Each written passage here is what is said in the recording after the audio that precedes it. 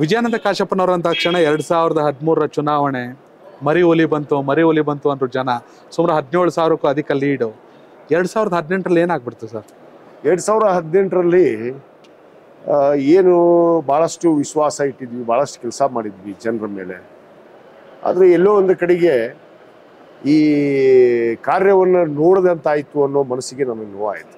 ಯಾಕಂದರೆ ಸುಮಾರು 4,500 ಕೋಟಿ, ಸುಮಾರು 2,500 ಕೋಟಿ ನನ್ನ ಕ್ಷೇತ್ರದ ಹನಿ ನೀರಾವರಿಗಾಗಿ ಇವತ್ತು ಮಾನ್ಯ ಮುಖ್ಯಮಂತ್ರಿಗಳಿಗೆ ನಾನು ಬೆನ್ನತ್ತಿ ಹನಿ ನೀರಾವರಿ ಒಂದು ಮಾದರಿಯ ಇಸ್ರೇಲ್ ಮಾದರಿಯ ಯೋಜನೆ, ಅದು ಇಡೀ ಕರ್ನಾಟಕದಲ್ಲಿ ಪ್ರಾಯೋಗಿಕವಾಗಿ ಆಗಿದ್ದು ಹುಣಗುಂದ ಮತಕ್ಷೇತ್ರದಲ್ಲಿ ಮಾತ್ರ. ಹೌದು.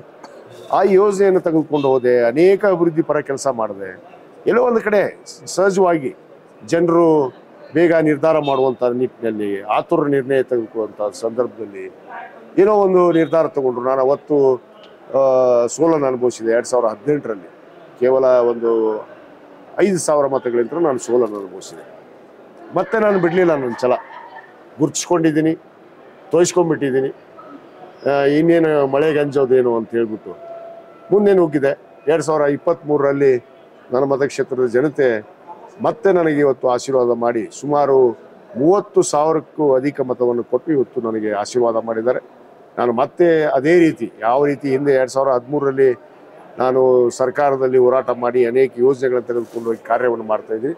ಇವತ್ತು ಕೂಡ ಅದನ್ನೇ ಅನೇಕ ನೀರಾವರಿ ವಿಚಾರ ಆಗಿರ್ಬೋದು, ಇವತ್ತು ಮೂಲಭೂತ ಸೌಕರ್ಯ ವಿಚಾರಗಳಾಗಿರ್ಬೋದು, ಮತ್ತು ವಿಶೇಷವಾಗಿ ನಮ್ಮಲ್ಲಿರುವಂಥ ನೇಕಾರ ಬಂಧುಗಳಿಗೆ ಇವತ್ತು ಟೆಕ್ಸ್ಟೈಲ್ ಪಾರ್ಕ್ ಮಾಡಬೇಕು ಅನ್ನೋ ಉದ್ದೇಶವನ್ನು ಕೂಡ ಹೊಂದಿದ್ದೀನಿ.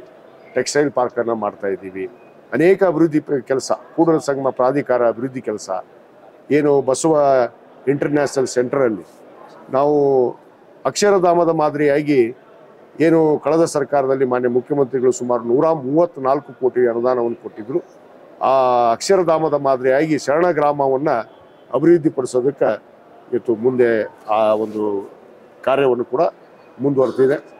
ಸರ್ಕಾರಕ್ಕೆ ಸುಮಾರು 350 ಕೋಟಿ ರೂಪಾಯಿ ಆ ಕೂಡಲ ಸಂಗಮ ಪ್ರಾಧಿಕಾರದ ಏನು ಶರಣ ಗ್ರಾಮ ಅಕ್ಷರಧಾಮದ ಮಾದರಿಯಾಗಿ ಆ ಕಾರ್ಯವನ್ನು ಮಾಡೋದಕ್ಕೆ ಕೂಡ ನಾನು ಮುಖ್ಯಮಂತ್ರಿಗಳ ಹತ್ರ ವಿನಂತಿ ಮಾಡಿಕೊಂಡಿದ್ದೀನಿ. ಅವರು ಕೂಡ ಪ್ರಥಮದಲ್ಲೇ 134 ಕೋಟಿ ಕೊಟ್ಟಿದ್ದರು. ಇನ್ನು ಉದಂತ ಅದಕ್ಕೆ ಅಭಿವೃದ್ಧಿಪಡಿಸೋದಕ್ಕೆ ಅನುದಾನ ಕೊಡ್ತೀವಿ ಅನ್ನೋದು ಮಾತನ್ನು ಕೊಟ್ಟಿದ್ದಾರೆ.